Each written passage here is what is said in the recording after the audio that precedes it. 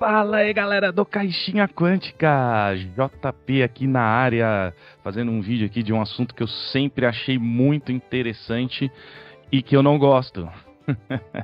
Diz aí, vocês gostam desse assunto? Vocês curtem a exploração, como ela é feita dentro do D&D 5e, de como ele é? Mesmo o D&D 5.5, que saiu agora, né, 2024, Dungeons & Dragons 2024, como alguns têm chamado, vocês acreditam que ela ficou legal? Ou não mudou? Acho que não mudou nada, né? Não mudou nada. Então, para resolver esse problema, vamos falar um pouco agora de algumas mecânicas que a gente pode acoplar no D&D, né? Seja 2024 ou 14, essa parte meio que de exploração não muda muito. Então a gente pode acoplar essas regras, essas mecânicas, né, trazidas deste suplemento aqui, que vocês estão vendo aqui embaixo de mim, que é o Trail and Treasures, da Level Up Games. Fizeram um financiamento coletivo e lançaram esses livros, né? Inclusive, vocês podem achar aqui no site deles, põe Level Up Games no Google, que acha fácil, e podem comprar aqui, né? É claro que a gente tem, né, o nosso probleminha de moeda, né? Mas é importante saber que existe, né? Então ele existe e a gente pode pegar essa parte, né, desse livro, desse capítulo, e falar um pouco de exploração, que é um tema que eu sempre gostei muito. Trabalho com exploração em outros RPGs de uma forma bem legal, tipo no Old Dragon 2, tem ali, né, a evolução por hexágonos, que é mais um RPG old school. Temos também o The One Ring, tanto o 1 quanto o 2, considero o 1 melhor do que o 2, mas ele tem ali regras bem definidas de como partir do ponto A e do ponto B. Acho que o ponto principal é esse, né, sair de um ponto e chegar em outro ponto, A e B, só que entre o A e o B, coisas acontecerem, né? Dificuldades aparecerem, interações, encontros já é muito comum, né? Mas encontros também, e encontro não precisa ser um monstro, pode ser um problema no ambiente, né? O livro vai falar um pouco disso. Então, diz aí o que você acha, né? Que é importante a gente saber, discutir, conversar sobre isso, né? Do que você acha sobre exploração no Dungeons & Dragons 5ª edição, se sair do ponto A para o ponto B, sair dessa cidade, cheguei na outra e já não acontece nada, não vê nada, não se fala nada do que aconteceu no caminho, né? Basicamente isso, mais ou menos assim que eles trabalham essa parte. E vamos nessa, vamos ver aí, vamos falando do que a gente pode falar. É importante também pedir aqui o like, se inscreva no canal, é muito importante aí que a gente que isso, né, ajuda. É uma coisa importante aí pra gente continuar fazendo esses conteúdos, chegar a mais pessoas o vídeo. Tem toda essa questão aí que é super importante, como eu sempre digo aí, né, tá, pessoal? Então vale a pena pra gente continuar conversando sobre RPG de mesa. Fechou? Bora lá. Vamos dar uma explorada aqui, explorar o livro, capítulo de exploração. Vamos explorar o capítulo de exploração. Mas são coisas, assim, no começo até bastante triviais, né? Ele fala de por exemplo, foreshadowing, né? Que é antecipação, você antecipar alguma coisa na história, na viagem, né? Então, por exemplo, nuvens escuras, você, né, tipo chuva torrencial, raios fortes, então você já está mostrando que talvez algo vai acontecer em algum problema ou alguma questão dentro de um clima um pouco mais difícil de difícil de a gente superar, né? O grupo superar. E também ele traz um conceito de locais memoráveis, né? Lá no The One Ring 2, ele traz isso bastante como uma regra, né? Porque Tolkien, né? Tolkien tem locais memoráveis, né? Você pode ir para Valfenda, Topo do Vento, Lórien, muitas, né? Muitos. Estou falando alguns aqui, mas sabe como, né? Tolkien, locais são importantes, mas ao mesmo tempo a viagem no Tolkien é muito importante. Então, The One Ring, como eu falei, tem regras muito específicas para a viagem, né? E ele começa aí a gente a falar algumas coisas que vamos discutir aqui que são interessantes. Ele traz o conceito de ganhar na exploração, né? Então, do ponto A ao ponto B, você está jogando do ponto A ao ponto B. Você não sai do ponto A e chega no ponto B, você joga do ponto A ao ponto B. E aí tem a questão, né, da navegação também, onde sem o mapa os aventureiros, né, podem se perder, né? Então, quem é o guia tem que fazer uma jogada de sobrevivência, né? Sem o mapa sabe mais ou menos onde está, a região que está, mas não sabe a adjacência, né? Você não sabe quais são as regiões adjacentes. Então é legal. A gente já começa aí com uma questão de tem que ter um mapa, tem que procurar um mapa. Pode ser, né?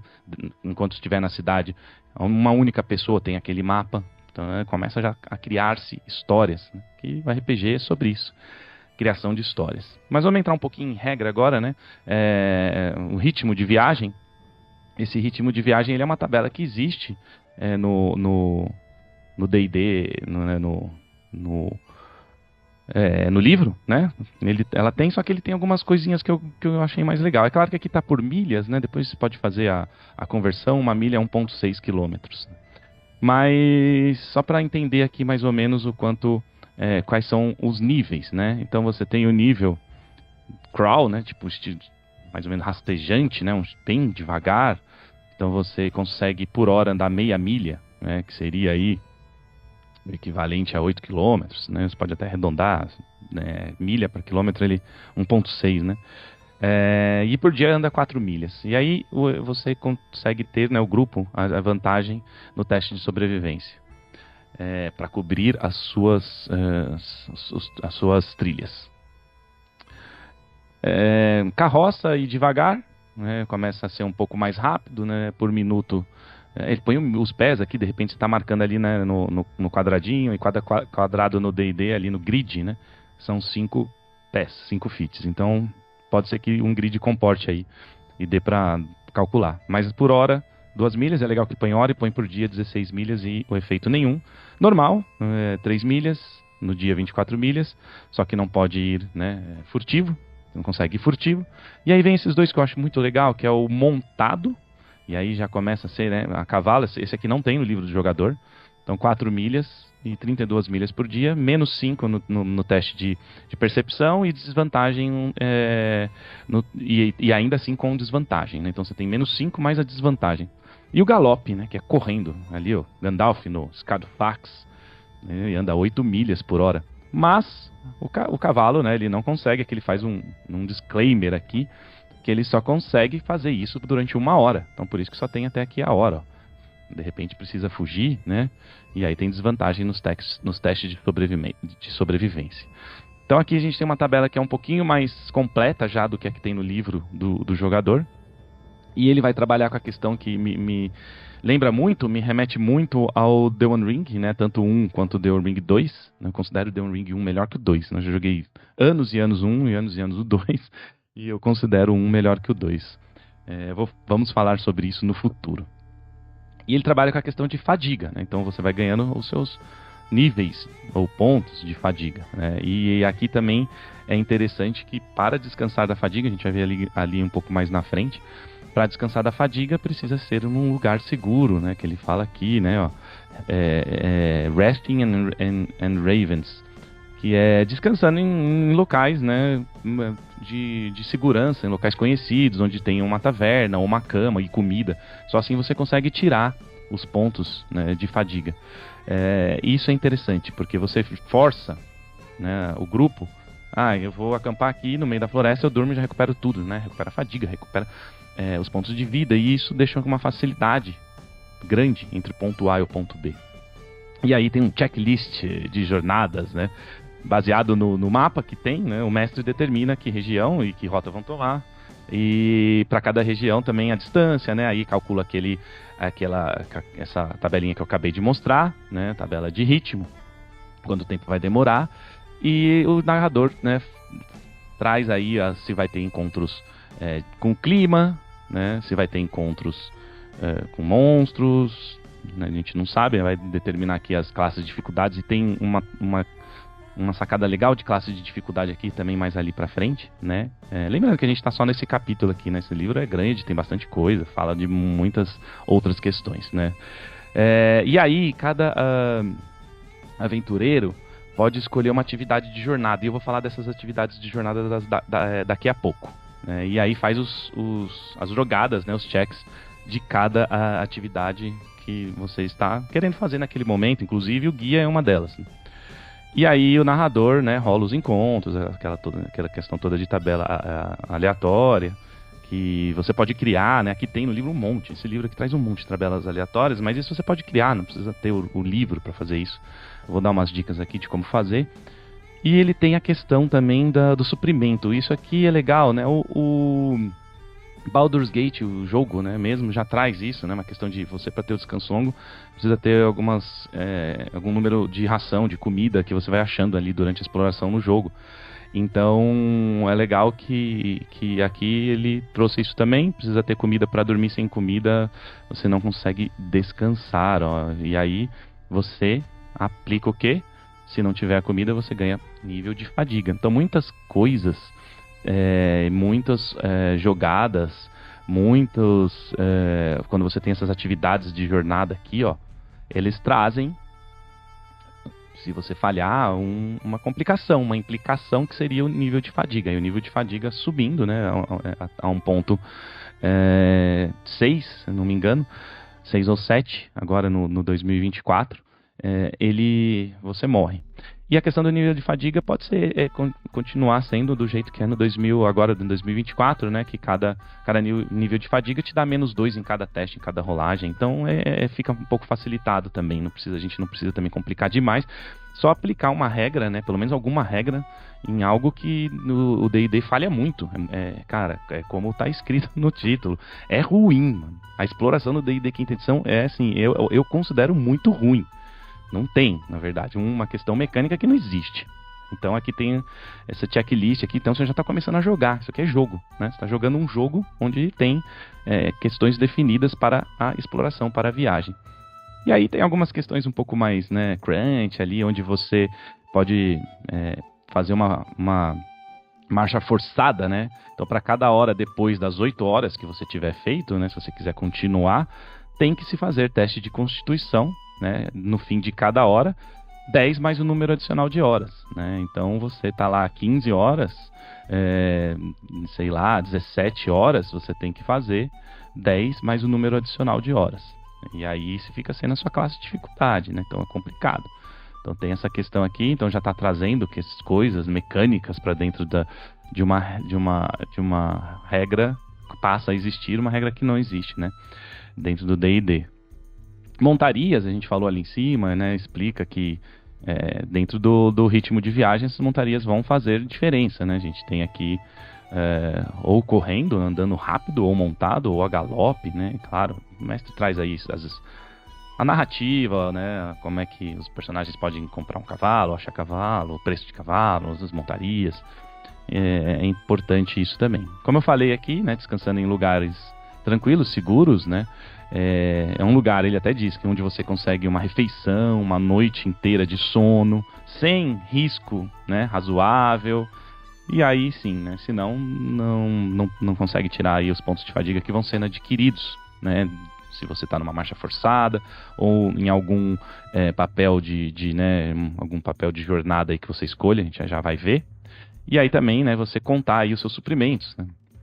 E aí ele traz aqui, né, que um suprimento consiste em comida suficiente para uma pessoa por dia. Então 1 para 1 é um número legal para a gente considerar, né? E aí tem, né, algumas criaturas maiores vão precisar de 2 suprimentos. E é legal aqui que a questão do peso, né? Porque o D&D, ele não tem essa questão muito do peso definido também no RPG Old School, que era D&D também antigamente. Isso é fundamental, né? Então precisa se colocar isso, né? Então coloca aqui uma regra de que consegue se carregar um número de suprimentos igual à sua força, né? Seu strength score, que seria, sei lá, se for 15, você consegue carregar 15 suprimentos. Então, se você for passar 30 dias nos ermos, você já tem que dar um outro jeito de conseguir comida e sobreviver. E aí, quando tem isso aqui é uma questão que acontece muito no Baldur's Gate, quem jogou Baldur's Gate 3 já sabe, né? Quando você faz um descanso longo, você tem que consumir um suprimento, senão você ganha um level de fadiga. Então, cada vez que não consumir o suprimento, né, o nível de fadiga vai ser aumentado, né? E assim, basicamente, essa questão do suprimento é isso, né? Que é importante mais falar. Ele está dizendo aqui que tem magias, né? Coisas como Ele fala aqui, né? Se você tá polimórfico, se você tá em outra forma e come e volta, não conta o que você comeu, né, naquela forma, tá? Mas são questões aí que podem ser facilmente, resolvíveis, né? Assim, na narração. Então vamos continuando aqui. E aí ele traz aqui, né, os eventos de clima. Eu acho muito interessante. Ele até traz por CR, né? Que é o nível de dificuldade. Isso aqui tem no livro. Tem todas essas tabelas, 1 milhão de tabelas, do 1, do 11, do 6. E aí ele está dizendo que é nevasca, névoa, vento, inundação. Então tem muita coisa aqui, tornado, tsunami, thunderstorm, né? Trovoadas, raios. Então assim, isso aqui, cara, hoje em dia facilmente você pode pegar isso aqui e falar, ó, me traga aí o nível de dificuldade 1 para nevasca. E cria dentro do ChatGPT e cria suas tabelas lá de eventos sem precisar ficar comprando talvez o livro, porque isso também está dentro do livro, é legal pra caramba, lógico que é, mas tem mais de 40, 50 páginas só de tabelas e você pode criar suas, então não tem problema, né?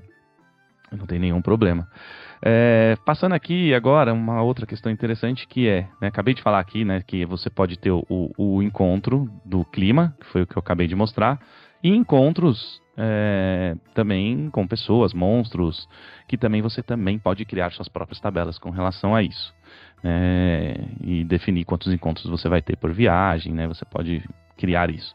Mas vamos falar das atividades de jornadas aqui também, que é muito interessante. Ele já traz as classes de dificuldade por tier, né? E isso é uma coisa que você pode criar também no ChatGPT, né? Eu vou mostrar aqui que ele tem, né, as classes de dificuldades por tier dentro desse livro, mas não dá para mostrar todas, né? Que é mais uma ideia, uma conversa que a gente está tendo para poder jogar uma parte do livro que ela falha, né? Então, tier 0, a classe de dificuldade é 10 e assim por diante. Ele vai subindo de 2 em 2, ó. 1, 12...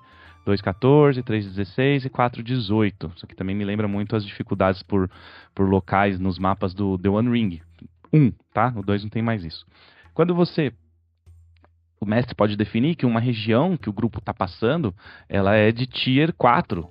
Então, né, as dificuldades das atividades de jornada, elas vão ser mais difíceis de ser superadas, gerando assim uma maior chance de ter talvez algum ponto de fadiga. Então é muito legal isso aqui. Você, mestre, já vai definir. Vamos passar por 3 regiões. Um é Tier 1, outro é Tier 4, outro é Tier 3, alguma coisa assim. E aí as classes de dificuldades mudam com relação a isso. É claro que ele diz aqui também que você pode modificar, né? Se tem algum problema mais 2, ou mais 3, ou mais 4, né? Território muito hostil. E aí fica mais difícil. Para também, né, não ficar também só preso nesses números aqui. Mas muito legal, né? E aí agora eu vou falar um pouquinho, a gente vai mostrando aqui.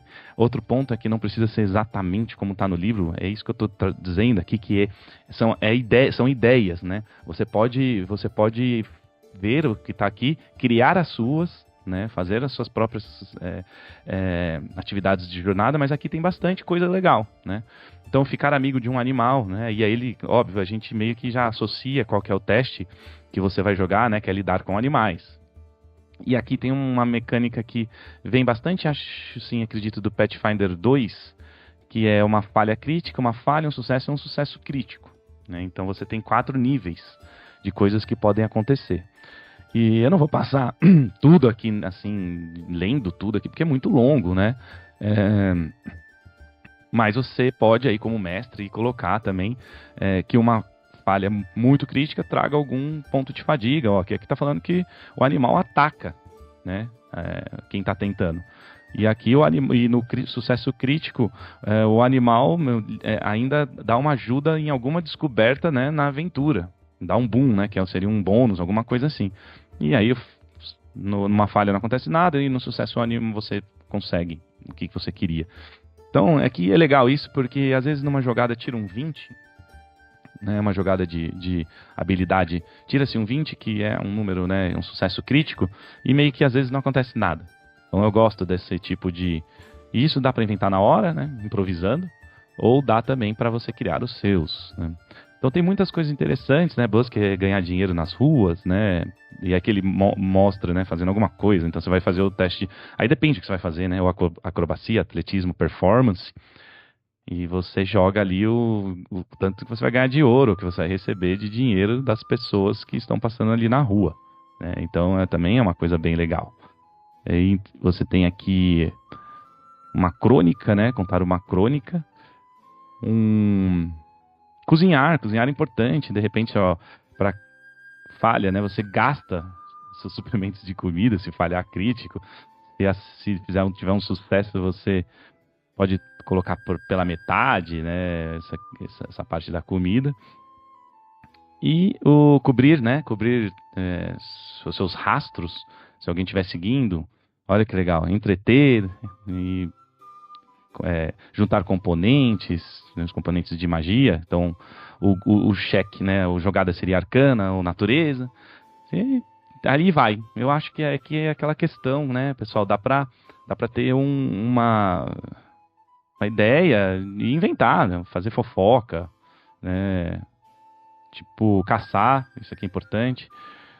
Rezar, né? Os clérigos aí da vida, né? Roubar, você pode ir roubar. Isso é definido lá na frente, né? Anteriormente, como eu falei. Dentro do ponto A do ponto B, isso pode ser dividido em blocos, ou se for rápida a viagem do ponto A do ponto B somente. Então, isso pode ser dividido em blocos e aí sim vai que vai, né? Cada um escolhendo aí 2 ou 3 atividades. E aí tem o batedor, como eu disse, o guia, né? Que ele precisa fazer o check-in, né? Ele vai fazendo de percepção. Depende, né? Aqui também mudaria. Às vezes pode ser um de natureza, ou pode ser um de sobrevivência, né? E você coloca aí se os aventureiros vão ficar perdidos ou não. É legal que um deles seja o guia, né? Sempre. E vai acontecendo assim como bastante parecido do The One Ring. E aí começam as tabelas aleatórias que eu falei, que são muitas. Então, por exemplo, por isso que ele tem até tier, né? Vários tiers, tier 4. Então ele vai colocar aqui, né? Uma tabela de um D100, né? Às vezes é um problema... E aí é legal que ele põe um tipo de problema, que pode ser um monstro, né? Que é primeiro aqui é um bandido, mas pode ser exploração, então uma inundação. Então muitas coisas podem acontecer sem ser somente encontrar, né, uma batalha. E aqui ele está colocando tier 1, né? De dificuldade. Então as dificuldades acabam sendo 12.